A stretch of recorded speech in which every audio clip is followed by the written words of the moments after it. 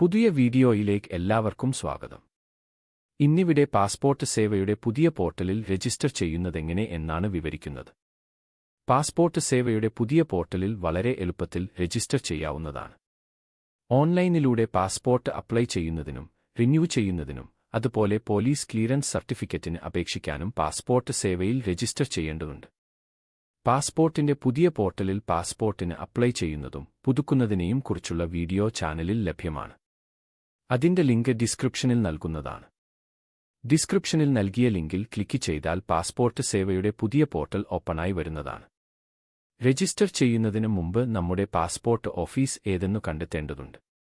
Main പേജിൽ ഏറ്റവും താഴെയായി കാണുന്ന മാപ്പിന് മുകളിൽ നമ്മുടെ പിൻകോഡ് ടൈപ്പ് ചെയ്ത് ഇവിടെ ക്ലിക്ക് ചെയ്താൽ നമുക്കടുത്തുള്ള പാസ്പോർട്ട് സേവാ കേന്ദ്രങ്ങൾ ചുവപ്പടയാളത്തിൽ കാണുന്നതാണ്.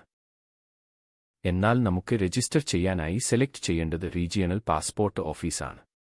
റീജിയണൽ പാസ്പോർട്ട് ഓഫീസ് ഏതൊക്കെ എന്നു കണ്ടെത്താനായി മുകളിൽ കാണുന്ന പാസ്പോർട്ട് ഓഫീസിൽ ക്ലിക്ക് ചെയ്യുക.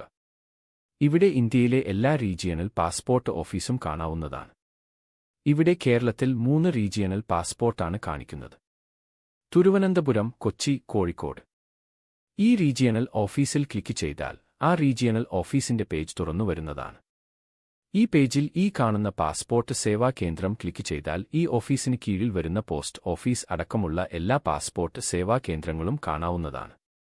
നമ്മൾ നേരത്തെ പിൻകോഡ് കൊടുത്തു സെർച്ച് ചെയ്ത് കിട്ടിയ പാസ്പോർട്ട് സേവാ കേന്ദ്രങ്ങൾ ഈ റീജിയണൽ പാസ്പോർട്ട് ഓഫീസിൽ ഏതിന്റെ കീഴിലാണ് എന്നു കണ്ടെത്തുക.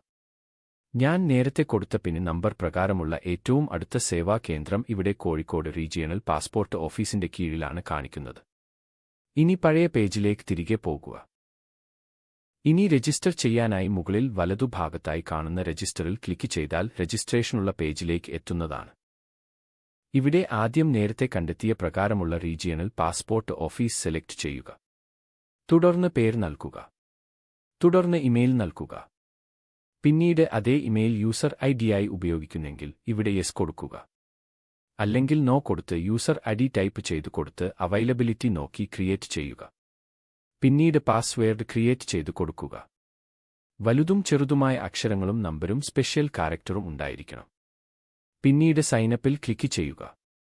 തുടർന്ന് നമ്മൾ നൽകിയ മെയിലിലേക്ക് OTP വരുന്നതാണ്.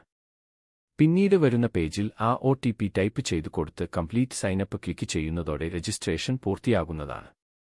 പിന്നീട് ബാക്ക് ടു ലോഗിനിൽ ക്ലിക്ക് ചെയ്ത് വരുന്ന പേജിൽ യൂസർ ഐഡി നൽകുക.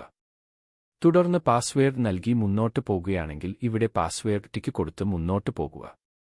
അല്ലെങ്കിൽ OTP ടിക്ക് കൊടുത്ത് തുടർന്ന് മെയിലിലേക്ക് വരുന്ന OTP ടൈപ്പ് ചെയ്തു കൊടുത്ത് ലോഗിൻ ചെയ്യാവുന്നതാണ്.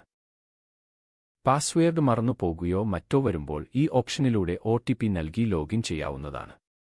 മുമ്പ് രജിസ്റ്റർ ചെയ്തിട്ടുള്ളവർക്ക് നിലവിൽ പാസ്പോർട്ടിന്റെ പഴയ പോർട്ടലിൽ പോയി ലോഗിൻ ഡീറ്റെയിൽസ് നൽകുന്നതോടെ പുതിയ പോർട്ടലിലേക്ക് എത്തുന്നതാണ്. ലോഗിൻ ചെയ്ത് നമുക്ക് ആവശ്യമായ സേവനങ്ങൾക്ക് അപേക്ഷിക്കാവുന്നതാണ്. വീഡിയോ എല്ലാവരിലേക്കും ഷെയർ ചെയ്യുക. ഇതുപോലുള്ള വീഡിയോകൾക്കായി ചാനൽ സബ്സ്ക്രൈബ് ചെയ്യുക.